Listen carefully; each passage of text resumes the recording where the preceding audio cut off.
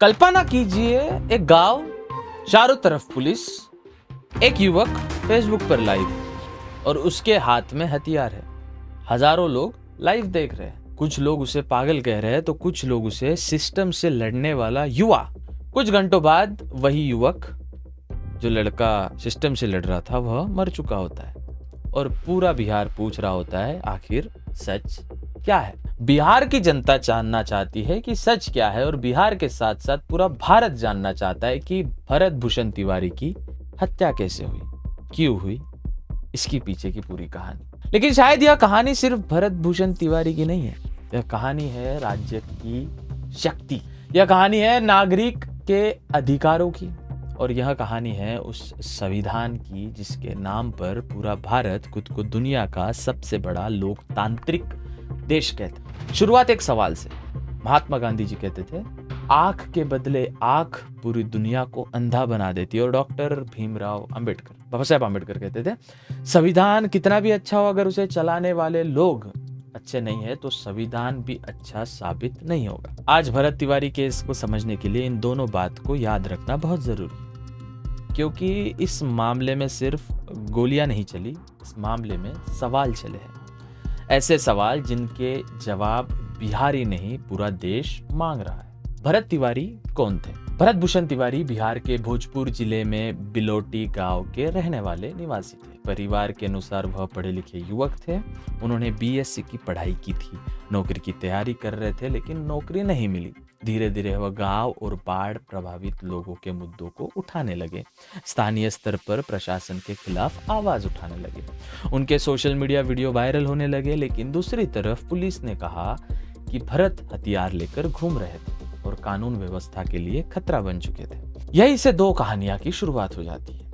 एक कहानी परिवार की, एक कहानी पुलिस की। और आज देश तय नहीं कर पाया कि कौन सी कहानी सच है। मीडिया रिपोर्टर्स के अनुसार भरत तिवारी और स्थानीय प्रशासन के बीच पहले भी कई बार टकराव हुआ था। कुछ पुराने वीडियो सामने आए, फिर कुछ पुराने मामले भी चर्चा में आ गए। कई लोग का दावा था कि भरत प्रशासन की आलोचना करते थे। दूसरी तरफ पुलिस ने कहा था कि उनका व्यवहार असामान्य और खतरनाक होता जा रहा था। यानी 17 जून की घटना अचानक नहीं हुई, इसके पीछे पहले से तनाव मौजूद था। 17 जून, बिलोटी गांव। भरत तिवारी सोशल मीडिया पर लाइव आते हैं, हाथ में हथियार दिखाई देता है। वीडियो तेजी से वायरल होने लगता है, लाखों लोग उसे देखने लगते हैं। पुलिस को सूचना मिलते ही पुलिस और उनकी टीम मौके पर पहुंच जाती। इसके बाद जो हुआ उसी पर पूरा विवाद खड़ा है। पुलिस का दावा है कि पुलिस के अनुसार भरत तिवारी ने पुलिस टीम पर गोली चलाई। पुलिस ने आत्मरक्षा में जवाबी कार्रवाई की। जवाबी फायरिंग में भरत तिवारी को गोली लगी। उन्हें अस्पताल ले जाया गया, जहां उनकी मृत्यु हो गई। अगर पुलिस का दावा सही है तो यह एक वैध पुलिस कार्रवाई मानी जाएगी। लेकिन कहानी यही खत्म नहीं होती। इन परिवार कुछ और कहता है। परिवार की कहानी बिल्कुल अलग है। परिजनों का आरोप है कि भरत ने हथियार छोड़ दिया था, उन्होंने आत्मसमर्पण कर दिया था, लेकिन उसके बावजूद गोली चलाई गई। पूरे परिवार का कहना है कि यह मुठभेड़ नहीं थी, यह हत्या थी। यहीं से पूरे मामले ने राजनीतिक और राष्ट्रीय रूप लेना शुरू कर दिया। घटना के बाद कुछ रिपोर्ट्स में भरत तिवारी को मानसिक रूप से अस्थिर बताया गया, लेकिन परिवार ने इस दावे को खारिज कर दिया।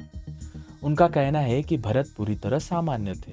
उन्होंने पढ़ाई की थी, समाज के मुद्दों पर बोले थे और प्रशासन से सवाल भी पूछे थे। और अब यहाँ एक बहुत महत्वपूर्ण बात आती है। मान लीजिए कोई व्यक्ति मानसिक रूप से बीमार भी हो तो उसका इलाज होना चाहिए या एनकाउंटर? यही सवाल लोगों को परेशान कर रहा है। एक घटना के बाद सोशल मीडिया दो हिस्सों में बट गया। एक पक्ष कह रहा था पुलिस ने सही किया, दूसरा पक्ष कह रहा था अगर उसने सरेंडर कर दिया था तो गोली क्यों चलाई।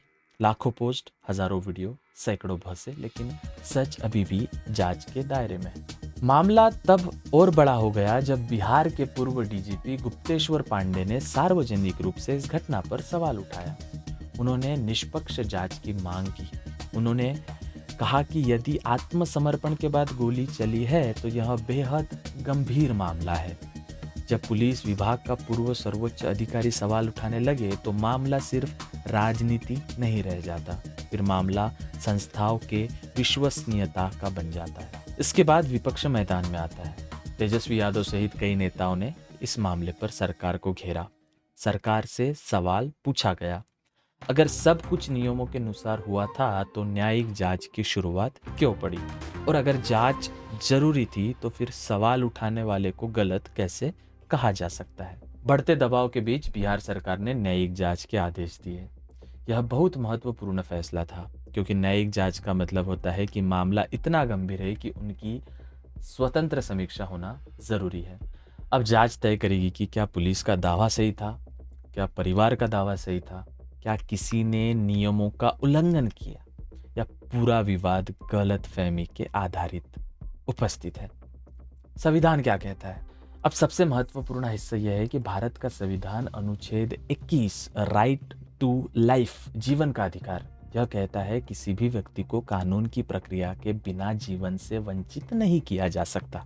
ध्यान दीजिए, यह अधिकार सिर्फ अच्छे लोगों के लिए नहीं है, यह अधिकार हर नागरिक के लिए है, चाहे वह गरीब हो, अमीर हो, सरकार का समर्थक हो, सरकार का आलोचक हो, या किसी अपराध का आरोपी ही क्यों न हो। लोकतंत्र में फैसला अदालत करती है, बंदूक नहीं। और सबसे बड़ा सवाल हमारे सामने उपस्थित होता है कि भरत तिवारी सही थे या गलत। शायद जांच बता देगी भरत तिवारी निर्दोष थे या दोषी, लेकिन सबसे बड़ा सवाल यह नहीं है। सबसे बड़ा सवाल है, क्या भारत में किसी नागरिक का अंतिम फैसला अदालत करेगी या बंदूक?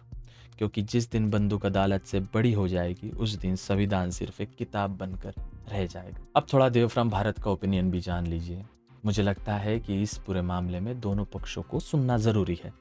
अगर भरत तिवारी ने वास्तव में पुलिस पर गोली चलाई तो पुलिस को आत्मरक्षा का अधिकार था, लेकिन अगर आत्मसमर्पण के बाद गोली चली तो यह लोकतंत्र के लिए एक बेहद चिंताजनक बात होगी। किसी भी सरकार की परीक्षा तब नहीं होती जब सब कुछ सामान्य हो।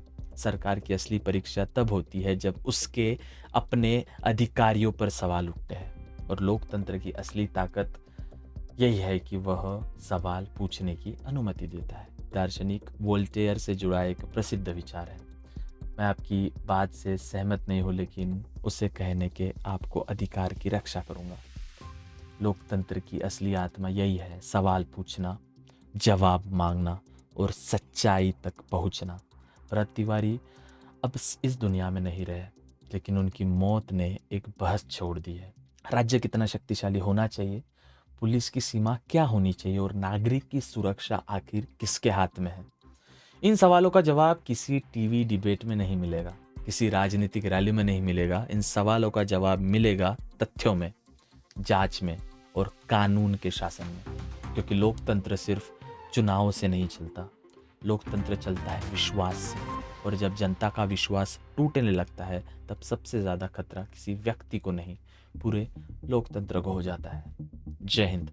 देव फ्रॉम भारत को सब्सक्राइब करके हमें प्रोत्साहित कर सकते हैं, वीडियो को लाइक करके यूट्यूब के एल्गोरिदम को बता सकते हैं वीडियो काफ़ी अच्छी थी, और ऐसी जानकारी अपने दोस्त रिश्तेदारों के साथ शेयर कर सकते हैं। जय हिंद एक और बार।